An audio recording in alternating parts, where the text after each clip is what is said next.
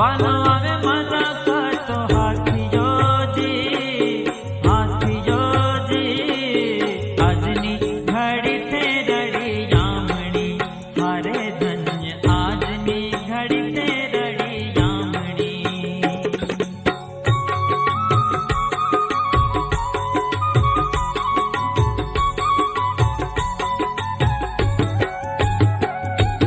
પદવીના સ્તંભ રોપાવ્યા, હારે વે તો પદવીના સ્તંભ રોપાવ્યા.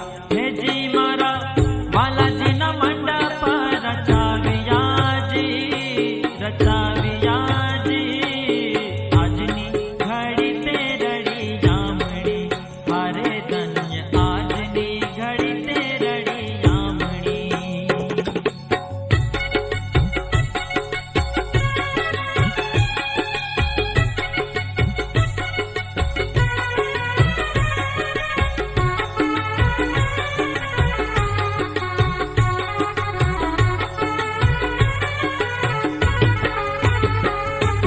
જમુનાજીના જળ મંગાવ્યા, હારે મેં તો જમુનાજીના જળ મંગાવ્યા.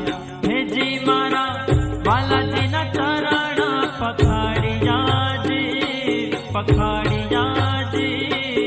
આજની ઘડી તે રડી જામણી, હારે ધન્ય આજની ઘડી તે રડી જામણી.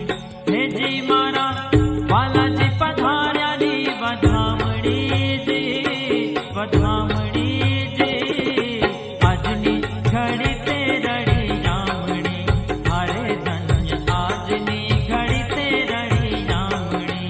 હારે હારે આજની ઘડી તે રડી જામણી, હારે ધન્ય આજની ઘડી તે રડી જામણી.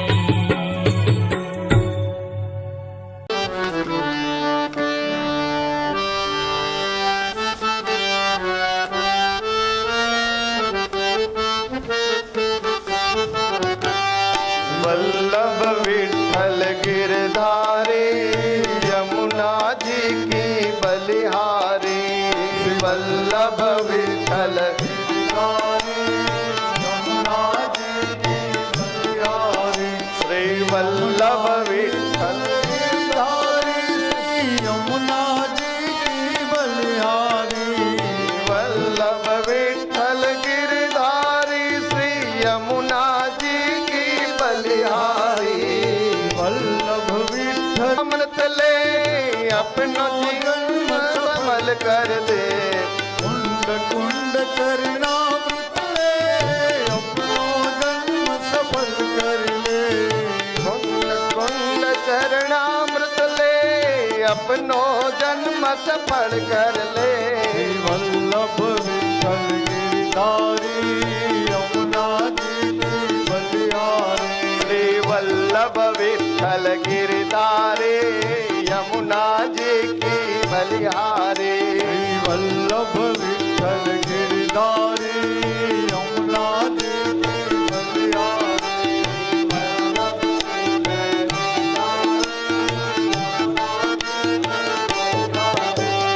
यमुना जी की बलिहारी, श्री यमुना जी की बलिहारी.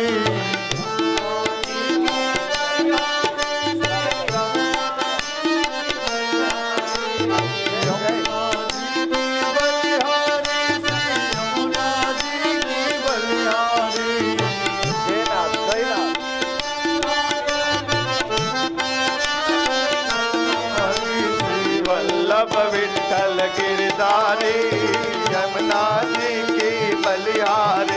श्री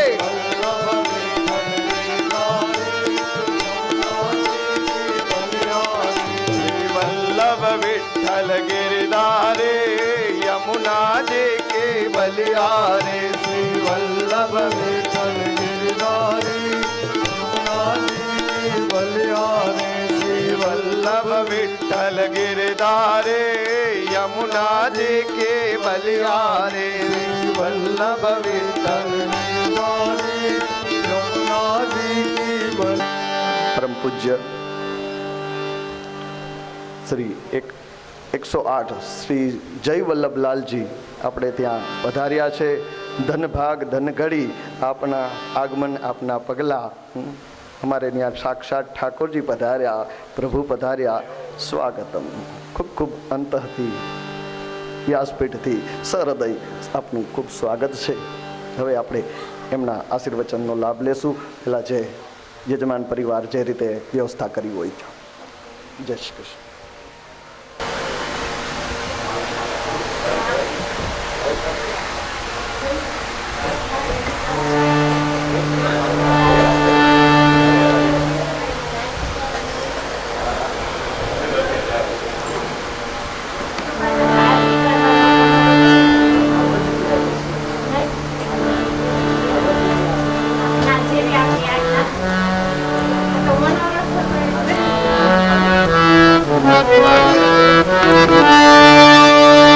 પ્રભાદેશ કી જય, લાલ કી જય.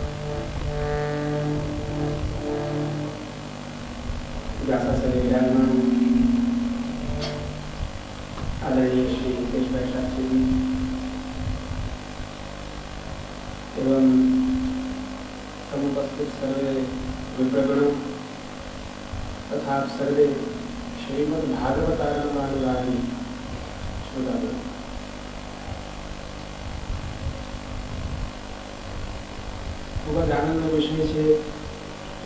પરિવારના આંગણે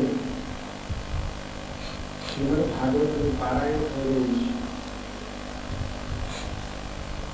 આજે સંભવતઃ બીજો પ્રિયજનો, આપની સમક્ષ જે આ ગ્રંથ વિદ્યમાન છે એ કેવલ ગ્રંથ નથી, એ કેવલ પુરાણ પણ નથી, એ સાક્ષાત ગોવર્ધનોદ્ધરણ શ્રી કૃષ્ણચંદ્રનું વાંગમય સ્વરૂપ છે. આપણા ઉપનિષદોમાં ને વર્ણન આવે છે, પરબ્રહ્મ કેવા છે તો કહ્યું છે દ્વાદશાંગો વૈ પુરુષઃ, તે પરમાત્મા પૂર્ણ પુરુષોત્તમ દ્વાદશાંગાત્મક છે, એમના 12 અંગ છે. તો શ્રીમદ ભાગવતના પણ 12 સ્કંદ છે.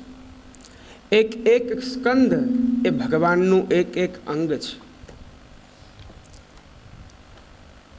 એવા અલૌકિક ગ્રંથનું આપ સૌ અત્યારના શ્રવણ કરી રહ્યા છો. ખરેખર ભાગ્યનો ઉદય થાય ત્યારે શ્રીમદ ભાગવતનો એક અક્ષર પણ આપણા કર્ણમાં પ્રવેશે છે.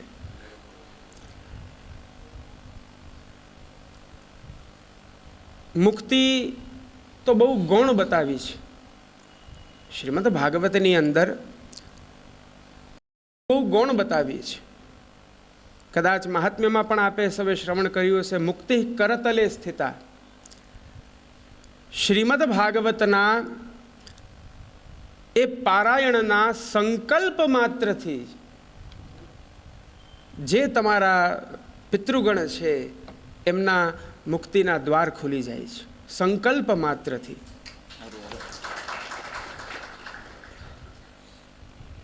તો આ શ્રીમદ ભાગવતના શ્રવણનું મૂળ પ્રયોજન શું? તો કહે છે યદ ભાગવત માહાત્મ્યમ ભગવત ભક્તિવર્ધનમ.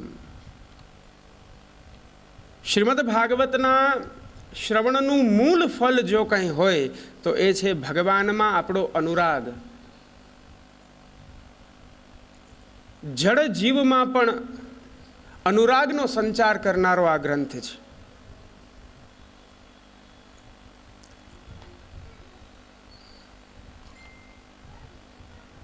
શૃણ્વતામ સ્વકથામ કૃષ્ણ પુણ્યશ્રવણ કીર્તન હૃદયંતસ્થો હ્યભદ્રાણી વિધુનોતિ સુહૃત સતામ.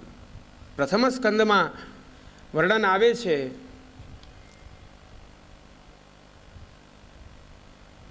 કર્ણેન્દ્રિયથી આ કથાના શબ્દો શબ્દ બ્રહ્મ સ્વરૂપે જ્યારે કર્ણેન્દ્રિયથી અહીંયા હૃદય સુધી પહોંચે છે ત્યારે એ શબ્દ એક સ્વરૂપમાં પરિવર્તિત થઈ હૃદયંતસ્થ, ભગવાન પણ જીવના હૃદયમાં સ્થિર થાય છે. એની સાથે સાથે સ્થિર થઈ જેટલા પણ એ જીવોના અશુભો છે, આપણા અંતઃકરણના જેટલી કલુષિતતા છે, જેટલા પાપોનો સમૂહ છે, એનું શમન ભગવાન સ્વયં કરે છે.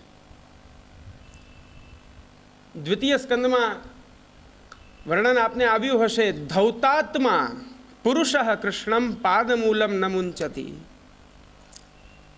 આ શ્રીમદ ભાગવતના શ્રવણનું ફલ શું? તો કહ્યું કે એના શ્રવણથી જે જીવનું અંતઃકરણ વિશુદ્ધ થયું છે, અનેક જન્માર્જિત જે પાપો છે એ પાપોનું જ્યારે શમન થયું છે ત્યારે વિશુદ્ધ બનેલું એ હૃદય ક્યારે પણ ભગવાનનું વિસ્મરણ કરી શકતું નથી. એવો ધૌતાત્મા શુદ્ધાત્મા જે જીવ છે એ ક્યારે પણ ભગવાનને છોડી શકતો નથી. એ પ્રભુનો થઈ જાય છે. એ આ શ્રીમદ ભાગવતનું પરમ ફલ છે.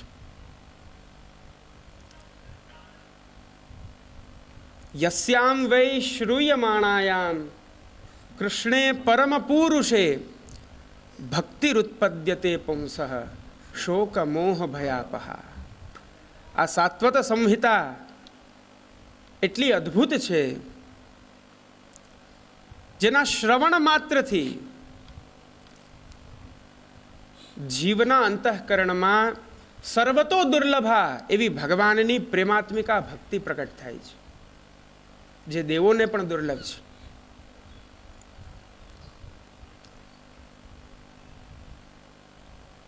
એ ચરણ રજને, એ પદ રજને દેવગણો પણ શોધી રહ્યા છે. એવો દુર્લભતમ પદાર્થ પોતાના નિજ ભક્તોને સહજતાથી પ્રાપ્ત થાય છે. કારણ એકમાત્ર ભક્તિ. ભક્ત્યાહમેકયા ગ્રાહ્ય. એકાદશ સ્કંદમાં ભગવાન કહે છે હું એકમાત્ર ભક્તિ દ્વારા પ્રાપ્ત થાઉં છું, એ પ્રેમાત્મિકા ભક્તિ દ્વારા પ્રાપ્ત થાઉં છું, અને એ ભક્તિ શ્રીમદ ભાગવતથી પ્રાપ્ત થાય છે.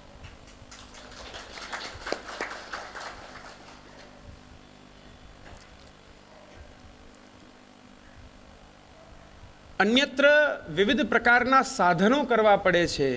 જ્યારે શ્રીમદ ભાગવતના શ્રવણથી કોઈ જ સાધન કર્યા વિના જ્ઞાન વૈરાગ્યની પ્રાપ્તિ થઈ અને જીવ ભગવત પ્રાપ્તિ કરી શકે છે. એનું પ્રથમ સ્કંદમાં બહુ જ અદ્ભુત રીતના વર્ણન આવે.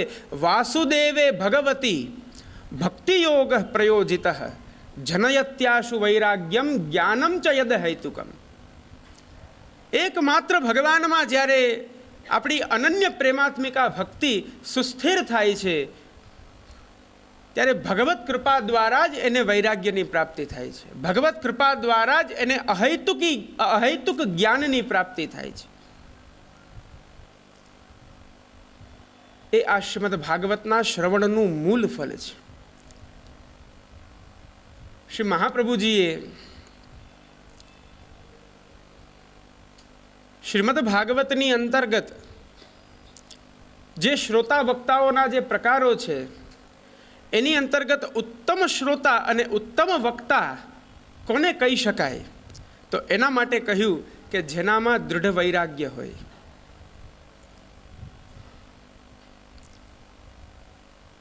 સૂતજી અને શૌનક આદિ ઋષિઓ એ પ્રથમાધિકારી છે, કનિષ્ઠાધિકારી છે. વ્યાસજી અને નારદજી એ મધ્યમાધિકારી છે. રાજા પરીક્ષિતજી અને શુકદેવજી એ ઉત્તમાધિકારી છે, કારણ કે બંનેમાં દૃઢ વૈરાગ્ય છે. આ ભાગવતી કથાના શ્રવણમાં ઉત્તમોત્તમ પક્ષ એ છે કે આપણામાં દૃઢ વૈરાગ્ય હોય. દૃઢ વૈરાગ્યથી આપણે બધા પરિપૂર્ણ હોઈએ, પણ એ વૈરાગ્ય કેવી રીતના આવે, કેવી રીતના થઈ શકે? આપણો સ્વભાવ એવો છે, આપણી પ્રકૃતિ એવી છે કે જેમ જેમ આપણે વૈરાગ્યને ધારણ કરીએ છીએ એમ જે જે વસ્તુનો ત્યાગ કર્યો એમાં આપણું મમત્વ વધતું જાય છે કે હું આને છોડું છું, મેં આનો ત્યાગ કર્યો, હું આને છોડી રહ્યો છું. એમ કરતાં કરતાં જે પદાર્થ ઉપેક્ષિત છે એ જ પદાર્થમાં તમારી મતિ રહી જાય છે. જીવ સ્વભાવવશ દૃઢ વૈરાગ્ય આપણે ન સાધી શકીએ, પરંતુ એકમાત્ર પ્રભુની કથામાં અનન્ય પ્રીતિપૂર્વક એ કથાનું શ્રવણ તો કરી શકીએ. આપ દશમ સ્કંદમાં જોશો, ભગવાને પુરુષાર્થ કર્યો છે. દશમ સ્કંદને નિરોધ લીલા કહેવામાં આવી છે. જીવાત્માઓના ચિત્તને નિરુદ્ધ કરવા માટે ભગવાન પુરુષાર્થ કરે છે. તો એ અવતાર કાળમાં ભગવાન લીલા દ્વારા જો એ પુરુષાર્થ કરી રહ્યા હોય, તો આ અનવતાર કાળમાં કથા દ્વારા પણ પ્રભુ એ પુરુષાર્થ કરે જ છે. પ્રેમપૂર્વક આ કથાનું શ્રવણ કરવું, શ્રવણ કરી એનું મનન કરવું, આ જ શ્રીમદ ભાગવતનું મૂળ ફલ છે. અને જે દિવસે તમારા અંતઃકરણમાં પ્રભુ પધાર્યા, ભગવાન વિરાજી ગયા, ત્યાર પછી એ હૃદયને છોડીને ભગવાન કદી પધારતા નથી. કારણ કે પ્રણય રસનયા ઘૃતાંઘ્રિ પદ્મ, પ્રેમરૂપી સૂત્રથી અબાધિત બ્રહ્મને પણ પોતાના નિજ ભક્તો એમને બાંધી દે છે અને એ ભગવાન ત્યાં બંધાઈ જાય છે. વિકર્મ યચ્ચોત્પથિતમ કથંચિદ ધુનોતિ સર્વમ હૃદય સન્નિવિષ્ટ. આ એકમાત્ર શ્રીમદ ભાગવતના શ્રવણથી સંભવ છે.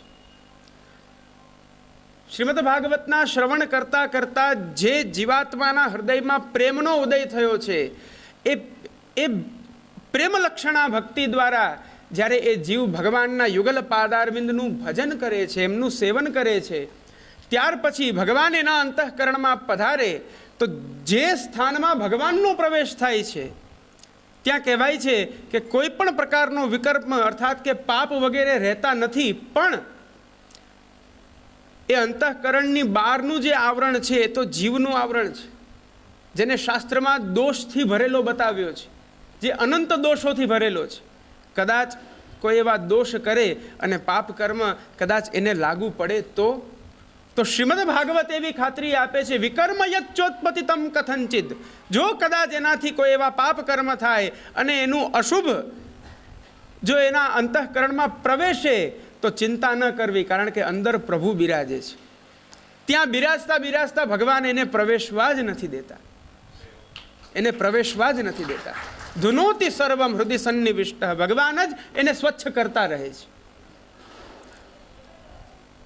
આ શ્રીમદ ભાગવતનું પરમ ફલ છે. ભગવાનમાં અનુરાગ થવો એ જ જીવાત્માનો પરમ ધર્મ છે. સવૈ પુંસામ પરો ધર્મો યતો ભક્તિર અધોક્ષજી. ઇન્દ્રિયાતીત અધોક્ષજ એવા ભગવાનમાં જીવની પરાભક્તિ સિદ્ધ થાય એ જ જીવનો પરમ ધર્મ છે. આપણા સાધનોથી સંભવ નથી, શ્રીમદ ભાગવતના શ્રવણથી અવશ્યમેવ સંભવ છે. જેથી આપ બધા બાકીના દિવસો ખૂબ જ પ્રેમપૂર્વક, શ્રદ્ધાપૂર્વક, અનન્યતાપૂર્વક આપ સૌ શ્રવણ કરો, શ્રવણ કરી એનું મનન કરો. આજના આ મંગલ અવસરે બસ આપ સૌને આ જ શુભાશીર્વાદ આપું છું. થોડી શીઘ્રતામાં છું, કારણ કે મારે ત્યાં હવેલીમાં જ અત્યારના કાર્યક્રમ છે. 250-300 વૈષ્ણવો ત્યાં ઉપસ્થિત છે. એમને છોડી અને હું અહીંયા હાજરી દેવા આવ્યો છું. એટલે પાછું મારે થોડું શીઘ્રતાથી પાછું જવાનું છે. તો આપ બધા જ આત્મીયજનો, મનોરથી પરિવાર સહિત આપ સર્વને અંતઃકરણપૂર્વક એ જ શુભાશીર્વાદ આપું છું. આપ બધા જ આવા કરાલ કાળમાં શ્રીમદ ભાગવતના શ્રવણથી સ્વધર્મ પરાયણ થાવ, કૃષ્ણ ભક્તિ પરાયણ થાવ, કૃષ્ણ સેવા પરાયણ થાવ, કૃષ્ણ નામ સ્મરણ પરાયણ થાવ. બસ એ જ અંતઃકરણપૂર્વક શુભાશીર્વાદ આપતા આદરણીય શાસ્ત્રીજીને, સર્વ વિપ્રગણોને ભૂરી ભૂરી પ્રણામ કરતા બસ અહીં જ વિરામ લઉં છું. શુભમ ભૂયાત.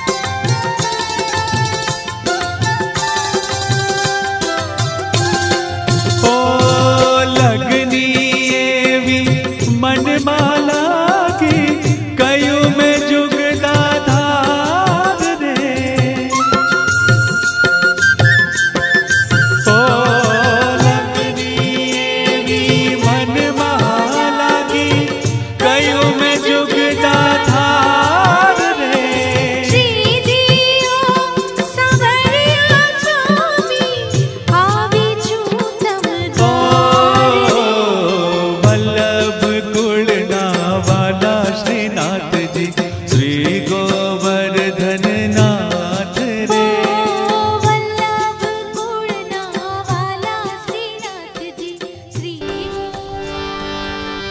દ્વારિકાધીશ કી જય, શ્રી વલ્લભાધીશ કી જય, શ્યામ સુંદર સિંહ અમને મહારાણી કી જય, શ્રીનાથજી પ્યારે કી જય,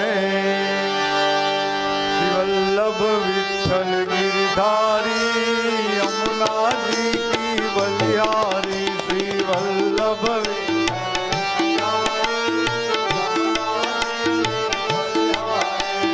वल्लभ विठ्ठल गिरधारी यमुनाजी की बलिहारी,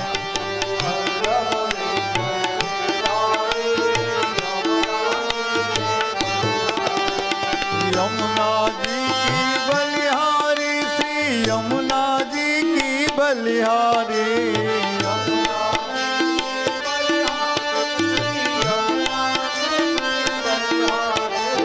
यमुना जी की बलिहारी, श्री यमुना जी की बलिहारी, यमुना जी की बलिहारी, श्री यमुना जी की बलिहारी, श्री वल्लभ विठ्ठल गिरधारी यमुना जी की बलिहारी, वल्लभ विठ्ठल गिरधारी यमुना जी की बलिहारी, कुंड कुंड चरणामृत ले अपनो जन्म सफल कर ले, कुंड चरणामृत ले अपना,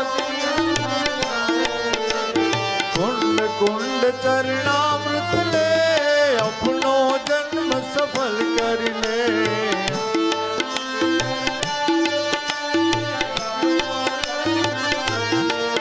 श्री वल्लभ विठ्ठल गिरधारी यमुना जी की बलिहारी,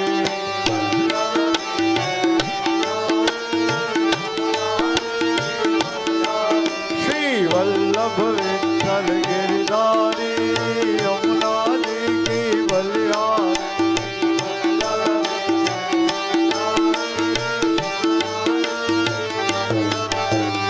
यमुना जी की बलिहारी, श्रीनाथ जी की बलिहारी, यमुना जी की बलिहारी, श्रीनाथ जी की बलिहारी, यमुना जी की बलिहारी, श्रीनाथ जी की बलिहारी, यमुना जी की बलिहारी, यमुना जी की बलिहारी, विठ्ठल गिरधारी यमुना जी की बलिहारी, श्री वल्लभ विठ्ठल गिरधारी यमुना जी की बलिहारी, श्री वल्लभ विठ्ठल गिरधारी यमुना जी की बलिहारी, श्री वल्लभ विठ्ठल गिरधारी यमुना जी की, श्री वल्लभ विठ्ठल गिरधारी यमुना जी की बलिहारी, श्री वल्लभ विठ्ठल गिरधारी यमुना जी की बलिहारी, श्री वल्लभ विठ्ठल गिरधारी यमुना जी की बलिहारी, श्री वल्लभ विठ्ठल गिरधारी यमुना जी की बलिहारी, श्री वल्लभ विठ्ठल गिरधारी यमुना जी की बलिहारी, श्री वल्लभ विठ्ठल गिरधारी श्री यमुना जी की बलिहारी, श्री वल्लभाधीश की जय, श्री गोवर्धननाथ की जय, श्रीनाथ जी प्यारे की जय, श्याम सुंदर सिंह यमुने महारानी की, श्री द्वारिकाधीश की जय। ધન્ય ઘડી આશીર્વચન મળ્યા, દર્શન થયા. ભાગવત કથાની અંદર વલ્લભ ગુરુનું આગમન, સંતોનું આગમન એ પરમાત્માની અનેરી કૃપા છે. હવે પ્રેમથી બેસી જાઓ અને કથાના પ્રવાહની અંદર આગળ વધીએ. પછી તો દક્ષ પ્રજાપતિની 60 કન્યાઓના લગ્ન થયા. એ કથા કહે છે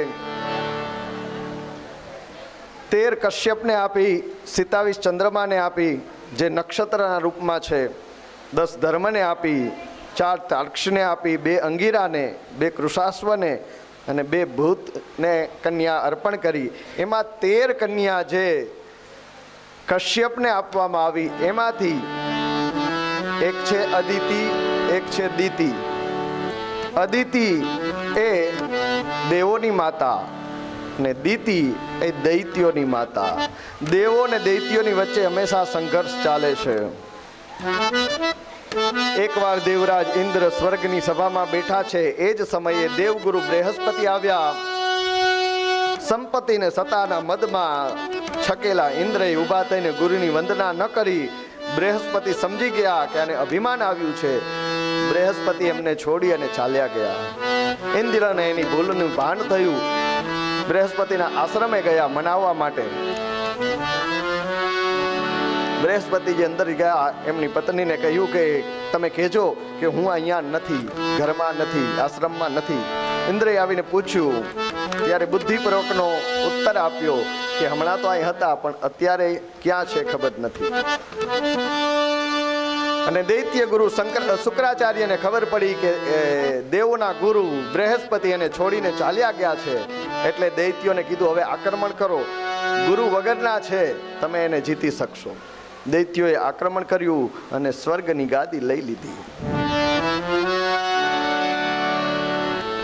ગુરુ વગરના દેવો ભટકવા લાગ્યા. ત્યારે ભગવાનના કહેવાથી ત્વષ્ટાના પુત્ર વિશ્વરૂપને એમણે ગુરુપદે સ્થાપિત કર્યા. અને પછી જ્યારે ઇન્દ્રને એવું લાગ્યું એની પાસે નારાયણ કવચની વિદ્યા હતી, એ નારાયણ કવચની વિદ્યા પ્રાપ્ત કરી અને પુનઃ સ્વર્ગનું રાજ્ય જીત્યું છે એમણે. ફરીથી એક વખત જ્યારે વૈશ્વરૂપ યજ્ઞ કરતા હતા, દૈત્યો આવ્યા અને એને ભાગ માગ્યું. વિશ્વરૂપ એટલે એને આખું વિશ્વ પરમાત્માના રૂપ દેખાય છે.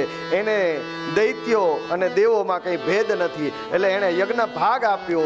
ઇન્દ્રને આ ન ગમ્યું. એને ઇન્દ્રએ એમના માથા કાપ્યા. 3 માથા હતા, એ કાપી એને ગુરુ હત્યા કરી. પાછી ગુરુની હત્યા થઈ, બ્રાહ્મણની હત્યા થઈ. એના 4 ભાગ કર્યા. બ્રહ્મ હત્યાના એને 4 ભાગ કર્યા. એક સ્ત્રીને આપી, એક ભાગ વૃક્ષોને આપ્યો, એક પૃથ્વીને આપ્યો અને એક જળને આપી. આ 4 ભાગ 4 જગ્યાએ વહેંચ્યા. બ્રહ્મ હત્યાના ભાગ. પૃથ્વીમાં જે ખાડો પડે છે એ બ્રહ્મ હત્યાનો ભાગ છે, પણ એની મેળે ધૂળ વહે અને પાછો ભરાઈ જાય છે. જળની અંદર જે પરપોટા થાય, શેવાળ થાય છે, એ ઇન્દ્રએ આપેલા બ્રહ્મ હત્યાનો ભાગ છે. પણ જેટલું વાપરો, જેટલું ખેંચો જળ એટલું વધે, એ એને વરદાન આપવામાં આવ્યું છે. વૃક્ષમાં જે ગુંદ નીકળે છે, અમુક વૃક્ષમાં ગુંદ નીકળે, એ બ્રહ્મ હત્યાનો ભાગ છે. અને એના બદલે એ હંમેશા વધતા રહીએ એવા આશીર્વાદ આપવામાં, એવો ભાગ આપવામાં આવ્યો છે. અને સ્ત્રીઓની અંદર જે રજો દર્શન થાય છે, 4 દિવસ માટે સ્ત્રીઓ રજો દર્શનમાં બેસે છે, એ ઇન્દ્રની બ્રહ્મ હત્યાનો એક ભાગ છે. શાશ્વત કામ ઉપભોગનો આશીર્વાદ આપવામાં આવ્યા છે. પછી તો વિશ્વરૂપના પિતા ત્વષ્ટાએ એના દીકરાને મારનાર ઇન્દ્રને મારે એના માટે યજ્ઞ કર્યો, એવો પુત્ર ઉત્પન્ન થાય. પણ ક્રોધના આવેશની અંદર આહુતિ આપી. એમાં સંસ્કૃત ભાષા બોલતી વખતે બહુ ધ્યાન રાખવાનું. એટલે જ કહેવું છે કે વેદની ભાષા ને સંસ્કૃત ભાષા ગુરુ ગૃહે શીખવી પડે. પૂજ્યપાદ જે આવ્યા એ અમારા સાંદીપનીમાં અભ્યાસ કરવા આવતા. ત્યાંનો એમણે આશ્રમનો અભ્યાસ કર્યો છે. તો સંસ્કૃત વિદ્યા એવી છે કે એમાં એક પણ અક્ષરની, એક પણ મીંડાની, એક પણ વિરામની ભૂલ પડે અથવા તો રસ્વ અને દીર્ઘની ભૂલ પડે તો અર્થનો અનર્થ થાય. એ વાત અહીંયા બતાવી છે. દક્ષિણાગ્નિની અંદર જ્યારે હોમ કરતા હતા ત્વષ્ટા, એની કામના એ હતી, એની ઈચ્છા એ હતી કે મારા દીકરા વિશ્વરૂપને મારનાર ઇન્દ્રને મારે એવો પુત્ર આ યજ્ઞના માધ્યમથી મને મળે. ઇન્દ્ર સત્રો વિવર્ધસ્વ મા ચિર જહિ વિદ્વિષહ, આ હોમ કરતા હતા. એમાં એણે ઇન્દ્ર શત્રુ ઉપર ભાર દેવાનો હતો. એને બદલે ઇન્દ્રનું નામ આવે અને એને ક્રોધ ચડે એટલે ઇન્દ્ર ઉપર ભાર દે. ઇન્દ્ર સત્રો વિવર્ધસ્વ, આવું બોલી ગયા. રસ્વ ને દીર્ઘ ભાર કયા શબ્દમાં દેવો એનો ફેર પડ્યો. એટલે આ ભૂલના કારણે એમને ત્યાં ઇન્દ્રને મારે એવો નહીં પણ ઇન્દ્રને હાથે મરે એવો પુત્ર પ્રગટ થયો. એ વૃત્રાસુર પ્રગટ થયો છે. વૃત્રાસુર મહાપરાક્રમી છે. ઇન્દ્ર અને વૃત્રાસુરનું યુદ્ધ થયું અને વૃત્રાસુર એના બધા અસ્ત્રોને ખાઈ ગયો. ઇન્દ્ર ગયા ભગવાનના શરણે. ભગવાને કીધું મારી પાસે શું આવ્યા ઠાકોરજી? એટલે હું સંકટ સમયે ખેંચવાની હાકડ, મન જરાક તકલીફ આવે એટલે નહીં. ભગવાન એમ વિચારે કે જીવ પોતે પણ પોતાના કર્મને આધીન આગળ વધે. એટલે ભગવાને કીધું મારી પાસે શું આવ્યા? જાઓ દધીચી ઋષિ પાસે. દધીચી ઋષિનો રીડની હड्डी જે છે પાછળ હાડકું, એમાંથી વજ્ર બનાવો અને એ વજ્રથી વૃત્રાસુર મરશે. એટલે ઇન્દ્ર આદિ દેવતાઓ ગયા છે દધીચી ઋષિ પાસે. દધીચી અંગીરા ગોત્રની અંદર ઉત્પન્ન થયેલા છે, જેણે દેહનું દાન કરી દીધું હતું. એ ગોત્રમાં ઉત્પન્ન થયેલા દધીચી આજનું અમદાવાદ, એ પેલાનું કર્ણાવતી, એ અમદાવાદના કાંઠે સાબરમતી નદી છે, જે સાબ્રમતી સંસ્કૃતનું નામ છે. એ સાબરમતીના કિનારે દધીચી ઋષિનો આશ્રમ છે. ત્યાં દેવો આવ્યા, આવીને વખાણ કરવા માંડ્યા. બાપજી તમે તો પરોપકારી મહાન સંત. દધીચી ઋષિ સાવધાન થઈ ગયા. કોક ખોટા વખાણ કરવા માંડે ને એટલે ડાયો માણસ સાવધાન થઈ જાય કે આને કંઈક સ્વાર્થ છે, આને કંઈક ગરજ છે. પૂછ્યું શું વાત છે એ કહો ને. ત્યારે કીધું કે ભગવાને તમારી પાસે મોકલા છે. પરમાત્મા નારાયણ એમ કહ્યું છે કે દધીચી ઋષિ પાસે જાઓ અને એનું અંગ માગો. દધીચી ઋષિએ સ્પષ્ટ કહ્યું કે તમે વખાણ કરો છો અને રાજી થાવ એ વાત નથી, પણ મારા પરમાત્માની ચિઠ્ઠી લઈને આવ્યા છો. ભગવાને તમને ભલામણ કરી છે કે દધીચી પાસે જાઓ. મારા પરમાત્માની આજ્ઞા છે. એટલે જેમ સર્પ એની કાચડી ઉતારે એમ યોગની અંદર પોતાના શરીરમાં પ્રાણ ઉતારી શરીર આપી દીધું છે. વિશ્વકર્માએ એમાંથી વજ્ર બનાવ્યું છે. એ વજ્ર લઈ અને ઇન્દ્ર ગયો છે અને વૃત્રાસુરની સાથે યુદ્ધ થાય છે. યુદ્ધની અંદર અનેક પરાક્રમ વૃત્રાસુર કરે છે.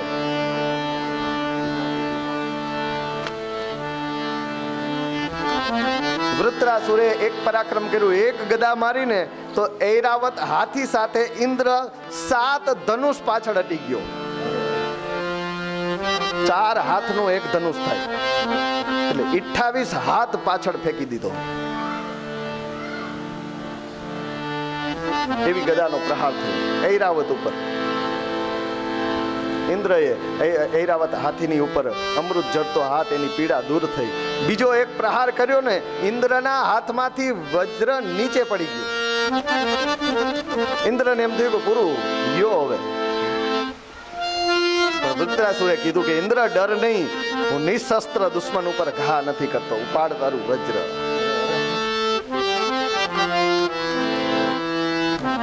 અને પછી કીધું કે હે ઇન્દ્ર, આમ માઇકાંગલાન જેમ હું યુદ્ધ કરે, ડરતો. આ યુદ્ધનું પરિણામ મને ખબર જ છે.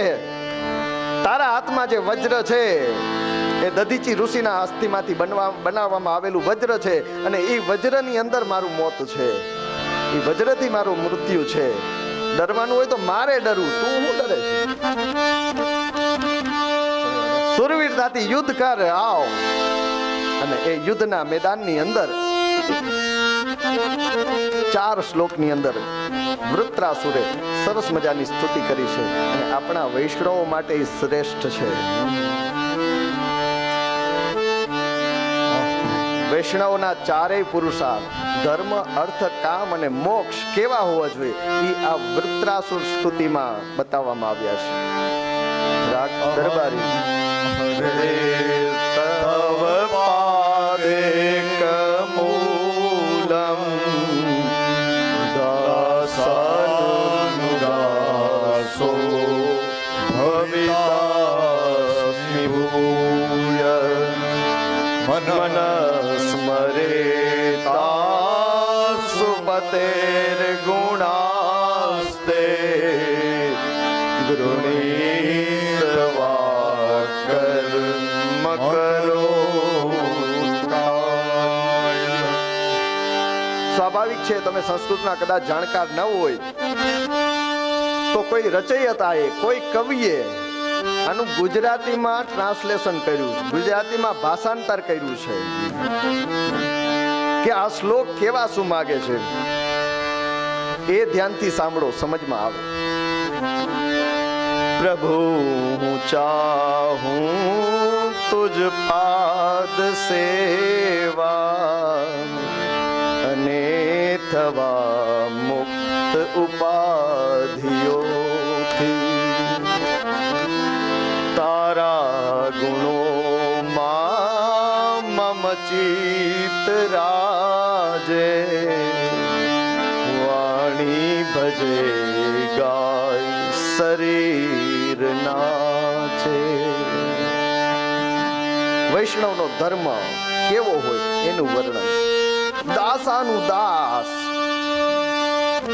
મારી વાણી, મારું ચિત્ત, મારું શરીર હંમેશા સેવામાં લાગેલું, તારા સ્મરણની અંદર લાગે છે. વૃત્ર ચતુશ્લોકીના બીજા શ્લોકની અંદર કહે છે નનાકપુષ્ટમ ન ચ પારમેષ્ટ્યમ ન સાર્વભૌમમ ન રસાધિપત્યમ ન યોગ સિદ્ધિર પુનર્ભવમ વા સમંજસત્વા વિરહ્યકાંક્ષે. હે પ્રભુ, મારે રાજ્ય નથી જોતું, મારે સાર્વભૌમત્વ નથી જોતું, મારે યોગ, સિદ્ધિ, મોક્ષ કઈ નથી જોતું. મારે જોઈએ તો તમારા વિયોગની વેદના. આજ વૈષ્ણવોની સાચી સંપત્તિ. પૈસાના અભાવે દુઃખ થાય પણ પરમાત્માના અભાવે દુઃખી થાય એ જ સાચો વૈષ્ણવ. તું ના મળે તો નથી ઇન્દ્ર થાવું, નથી થવું પૃથ્વીપતિ નરેશ. તારા વિના સિદ્ધિ મને ખપે ના ને મોક્ષની લેસ મને સ્પૃહા. મારે સિદ્ધિ નથી જોતી, મારે મોક્ષ પણ નથી જોતું. હે પ્રભુ, તારું ચિંતન, તારો વિયગ એ જ મારું અર્થ, એ જ મારું નાણું. પ્રભુ તમે નિર્ધન્યાના ધન. વૈષ્ણવનો કામ કેવો હોવો જોઈએ તો તૃતીય શ્લોકની અંદર કહે છે અજાત પક્ષાઇવ માતરમ ખગા સ્તન્યમ યથા સતરાશુધારા પ્રિયમ પ્રિયેવ વ્યુસિતમ વિષણા મનોરવિંદાક્ષદૃક્ષતે ત્વામ. પક્ષી તણા બાળક માતને જેમ નાના ભૂખ્યા વાછરડા ગોને પત્ની વિદેશે વસતા પતિને યથા સ્મરે તેમ તને સ્મરું.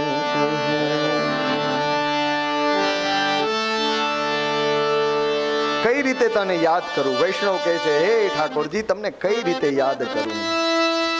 અજાત પક્ષા, જેની હજી પાંખો નથી ફૂટી, પક્ષીના બચ્ચા, નાના નાના બચ્ચા છે, તાજા જન્મેલા, એની પાંખો આવી નથી, એની માળામાં બેઠા ને ચી ચી ચી ચી ચી કરતા માની રાહ જોવે છે.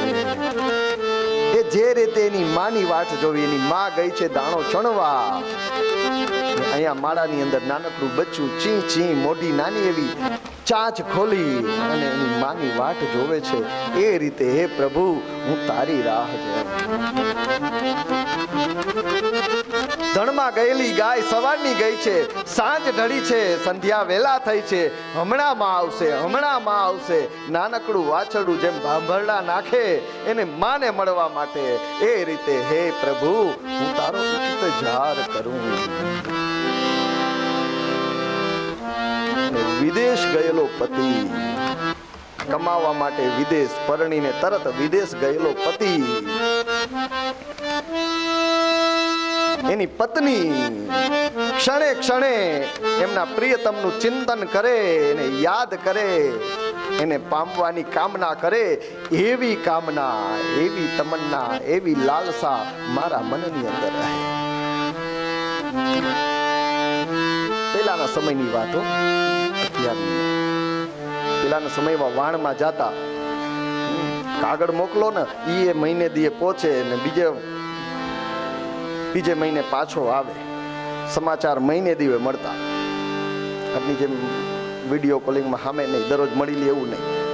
પણ પહેલાના સમયની અંદર, જ્યારે 70, 80, 100 વર્ષ પહેલા આપણા આજ પંથકના ઘણા, આપણા નાનજી કાલિદાસ એ જ રીતે વાણમાં બેહીને ગયા હતા. તો એ જ્યારે ગયા અને એ વર્ષો પછી પાછા આવે, ત્યારે અહીંયા રહેલી, દેશમાં રહેલી એની પત્ની જે રીતે એના પ્રિયતમને યાદ કરે, એ રીતે હે પ્રભુ, હું તમારો ઇંતજાર કરું, તમારી રાહ જોઉં. એ આતુરતા મારી અંદર આવે, તમને મળવાની, તમને પામવાની, તમારા દર્શન કરવાની.